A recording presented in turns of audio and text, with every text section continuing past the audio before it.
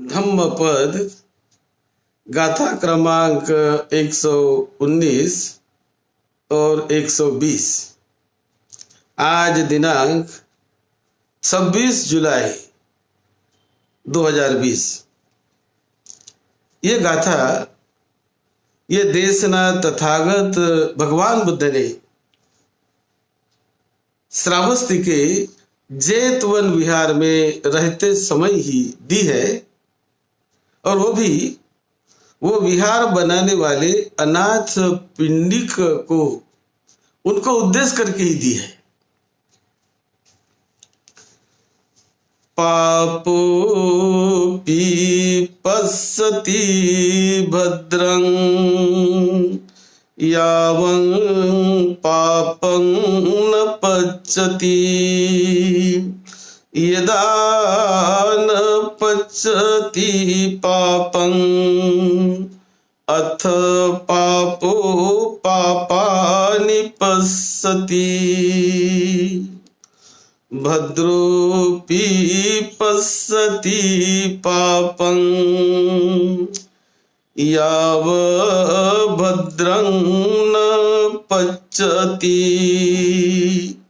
यदा न पच्यति भद्रं अथ भद्रो भद्राणि पश्यति। तथागत भगवान बुद्ध श्रावस्ती के जेतवन विहार में ही रहते थे, और एक दिन अनाथ पिंडक बुद्ध के पास आया और बुद्ध को वंदन करके वो जब सामने बैठा था, तभी बुद्ध ने इन दो गाथा की देशना अनाथ पिंडिक को उद्देश्य करके ही दी है। ये अनाथ पिंडिक, जिसका पहला नाम सुदत्त था, बहुत बड़ा धनी सेठ था, अनाथों को दान देने वाला है, बहुत धन था उसके पास, और उनके ब्रांचेस भी बिजनेस के जहां वहां थे।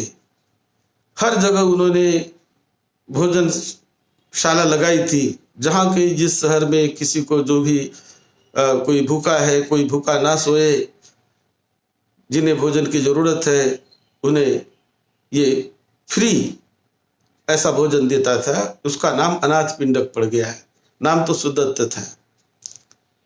तो बुद्ध से उनकी मुलाकात तो हुई सारनाथ में। जब बुद्ध वहां पर पहला धम्म चक्र प्रवर्तन के लिए गए थे और वहां रहते थे, तब वहां अनाथ पिंडक अपने रिश्तेदार के यहाँ गया और बुद्ध से पहली मुलाकात हुई।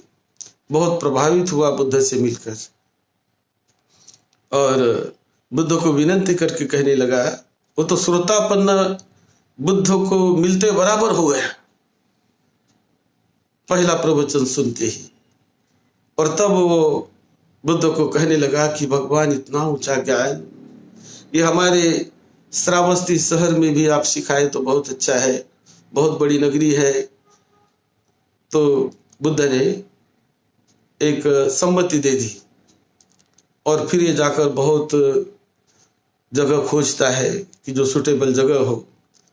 जेत कुमार का एक बड़ा सुंदर बगीचा उन्होंने अपने स्वयं के लिए बनाया था, अपने आनंद के लिए, अपनी मजा मौज के लिए, तो बेचना नहीं चाहता था। लेकिन ये सुंदर जगह होने के कारण शहर में वैसी जगह उनको दिखी नहीं कहीं। इनके पास भी हजारों एकड़ जमीन थी, लेकिन वो जगह उसको बहुत अच्छी लगी, इसलिए उसने वो जगह खरीदने का संकल्प किया। जेत कुमार आसानी से बेच नहीं रहा था, लेकिन ये उसके पीछे लगा कि बोलो भाई, कुछ भी कीमत बोलो, लेकिन ये जगह मुझे खरीदनी है। तो ये भाग जाए, न खरीदे, ऐसा समझकर उसने कह दिया कि जमीन की कीमत तो सोना है, वो उसकी कीमत है। सोना कही थी, उसने उसको पकड़ लिया कि हो गया, मैंने तुम्हारी जमीन खरीद ली, कीमत तुमने बता दी, खरीद ली। ऐसा करके उन्होंने सोना बिछा दिया वहां पर जमीन पर, और सोना बिछाकर जमीन का मूल्य दिया। जेत कुमार वो राजा का लड़का था। बड़ा प्रभावित हुआ कि अरे इतनी जमीन इनके पास है, सब कुछ इनके पास है, और ये जमीन की कीमत तो इतनी है ही नहीं, और ये सारा सुवर्ण मुद्रा बिछाकर इसको खरीद रहा है। किस लिए खरीद रहा है? पूछा। मैंने कहा मेरे लिए नहीं खरीद रहा हूं, ये तथागत सम्यक संबुद्ध के लिए खरीद रहा हूं। मैं दान देने के लिए खरीद रहा हूं कि जिससे बुद्ध यहां आएंगे, यहां वो ये ध्यान भावना सिखाएंगे, मुक्ति का मार्ग सिखाएंगे, लोगों का कल्याण होगा। और एक भी आदमी यदि इस मेरे विहार में उस रास्ते पर चलकर मुक्त हो गया, एक भी आदमी अरहत बन गया यहां आकर, तो मेरे धन का तो मूल्य उतना नहीं है। तो ये भी बड़ा प्रभावित हो गया जीत कुमार। उसने कहा ठीक है भाई, जमीन तो अभी आपने ली है, लेकिन जो पेड़ पौधे उसको मैं दान देता हूं। चलो भाई, तुम्हारी चेतना है। उसने वो दान दे दिया। और अनाथ पिंडक तब से इतना बड़ा विहार बनाया कि हजारों लोग वहां रह सके। हजारों कुटिया बनाई, हर एक भिक्षु के एक एक कुटी। बुद्ध के लिए बहुत अच्छा उन्होंने गंध कुटी बनाई, और सभी के लिए आवास, फिर उनका चक्रमंत के लिए जगह, गार्डन, ये सारी चीजें उन्होंने पूरी तरह वहां पर बनाई। और 54 करोड़ रुपया उन्होंने खर्चा किया उन दिनों। अब 2650 साल पहले के 54 करोड़ आज के कितने हो जाएंगे? लाखों हजारों करोड़ हो जाएंगे। तो इतना दान उन्होंने दिया, और दान देकर शांत नहीं बैठा। वो हर दिन में 3 बार बिहार में जाता था, सुबह, दोपहर में, शाम को भी। और उसी प्रकार वो अपने रिश्तेदारों को लेकर जाता, लड़के बच्चों को लेकर जाता, सभी को लेकर जाता। और वहां जाकर हर पूर्णिमा के दिन, तो पूर्णिमा के दिन उपोषित व्रत का पालन करता है। हर अष्टमी के दिन उपोषित व्रत का पालन करता है। वो स्वयं करता है, उनके परिवार के सभी लोग करते हैं। इतना ही नहीं, तो उनके यहाँ सैकड़ों नौकर चाकर थे, वो सभी को करवाता है। अब जब उनके नौकर है तो मालिक कर रहे, मालिक का आदेश है, तो सभी को वो अष्टशील का पालन करवाने लगाता है। और इस प्रकार बहुत बड़ा उसने काम किया। हर दिन वो भिक्षु को 2000 भिक्षु को नीति नियम वो भोजन देता था। कभी 5000 भिक्षु, कभी 2000 भिक्षु, तो हर दिन।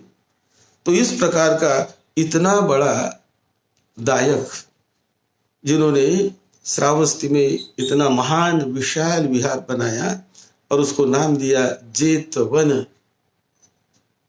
महाविहार। तो वहां तथागत बुद्ध रहते थे। और ये अनाथ पिंडी, ये धम्म में बहुत आगे बढ़ते रहा। उनको 3 लड़कियां थी, जो 2 लड़की थी, 2 बेटी। तो एक का नाम था चूड़ सुबद्धा, दूसरों का नाम था महासुबद्धा जो बड़ी थी, और दूसरी थी छोटी चूड़ सुबद्धा। तो वो दोनों की भी शादी हो गई, वो सारे विपश्यना करने वाले थे। उसके बाद तीसरी लड़की थी सुमना। तो यह सुमना, उनकी जो लड़की थी, उन्होंने शादी भी नहीं की, लेकिन बहुत धम्म में वो पकी हुई थी, हमेशा दान देती, अपने हाथों से दान परोसती, दान देती। उन्होंने शादी भी नहीं की थी, और उनकी मृत्यु भी हो गई। तो मृत्यु होकर वो तो सक्रादागामी अवस्था में पहुंच गई। अपने पिताजी से भी एक स्टेज ऊपर ऐसा उनको लाभ हुआ, फल मिला उनको। तो ये सारा करते हुए अनाथ पिंडक हमेशा वो दान देते रहा, दान देते रहा। तो अभी उनका जो पैसा था, धन था, वो धन अब कम भी हो गया। अब एक दिन ऐसा आ गया कि अब उसके पीछे उनके साथ ज्यादा धन रहा नहीं, बहुत सारा धन उन्होंने दान दे दिया। तो एक अवस्था ऐसी आती है कि पैसा उनके पास ज्यादा नहीं रहा अभी, लेकिन फिर भी वो विहार में जाता है। कभी उनके घर में जो मिट्टी थी जो धनी था जहां वहां से मिट्टी लाई, दूर दूर से अच्छी उपजाऊ मिट्टी घर में लगाई थी, तो मिट्टी लेकर कभी जाता है। अब तो इतना धन नहीं मेरे पास, मिट्टी लेकर जाकर वो श्रावस्ती के बुद्ध विहारों के जो पेड़ थे उस पेड़ों के जगह पर जाकर वो छोड़ता है कि अच्छी यहाँ पर उपज आ जाए, अच्छे फल मिले। तो भावना बड़ी उठी, ऐसा वो करते रहा। इसके बाद परिस्थिति उसकी थोड़ी बिगड़ गई, लेकिन फिर परिस्थिति बदल भी गई। परिस्थिति में चढ़ाव उतार होता है। वो जब धनी था, उन्होंने 18 करोड़ रुपए एक नदी के पात्र के नजदीक छिपाए रखे थे। तो नदी के बहाव में वो सारी सुवर्ण मुद्राएं बह के चली गई। कुछ 18 करोड़ उनके रिश्ते वालों ने ही ले लिए, और भी 36 करोड़ उन्होंने दूसरों को उधार दे रखा था, अपने बिजनेस पार्टनर को, जिनको उनको उधार दे रखा।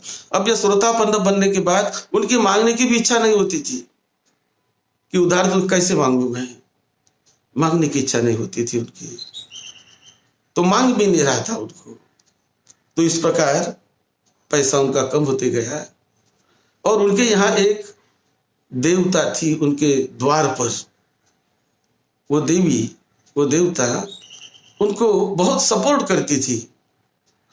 अब ये देवता भी कभी कभी भिक्षुओं को देखकर, बुद्ध को देखकर वो गुस्सा होने लगी कि मेरा मालिक हमेशा इनको दान देता है, ये करता है, वो करता है, अब तो ये इसका पैसा भी इसके पास ज्यादा नहीं रहा है।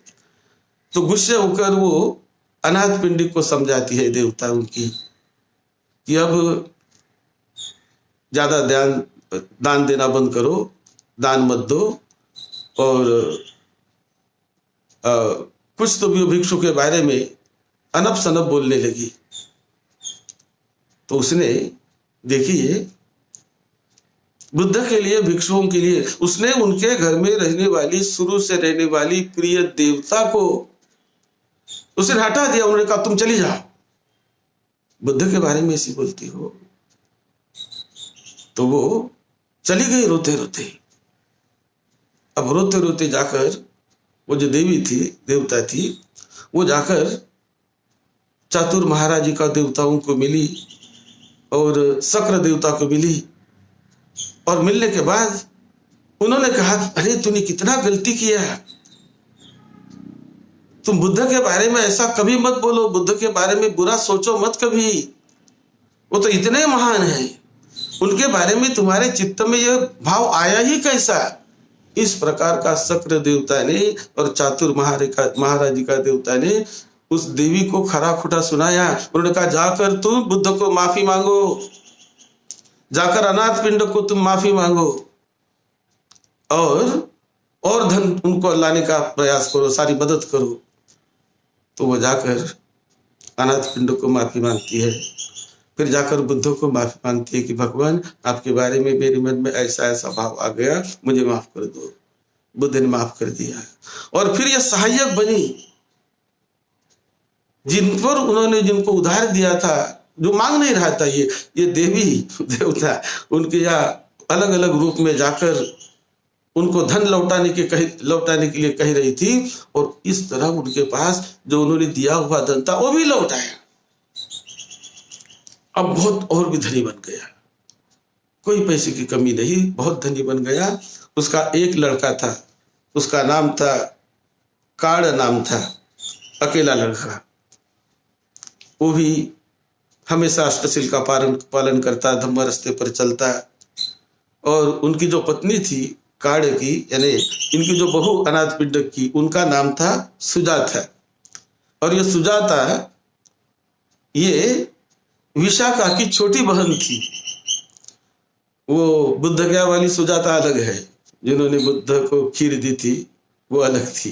ये श्रावस्ती की सुजाता जो विशाखा, मिगार माता विशाखा की छोटी बहन, तो वो छोटी बहन इनकी बहू थी अनाथ पिंडिक की।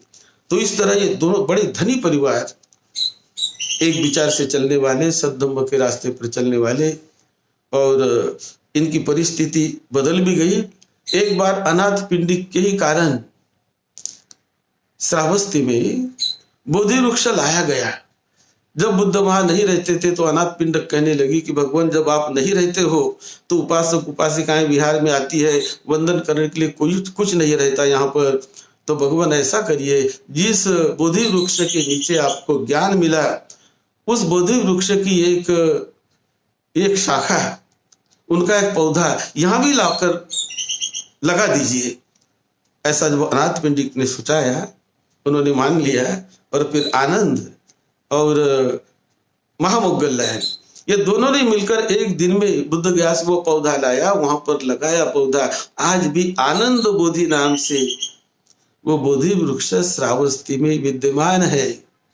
मैंने भी वहां ध्यान भावना की है उस पेड़ के नीचे। हम जब यात्रा में जाते हैं, कई हमारे जो उपासक उपासिकाएं वहां जाकर ध्यान भावना करते हैं, तो वो पेड़ आज भी है, उसका नाम है आनंद बोधि।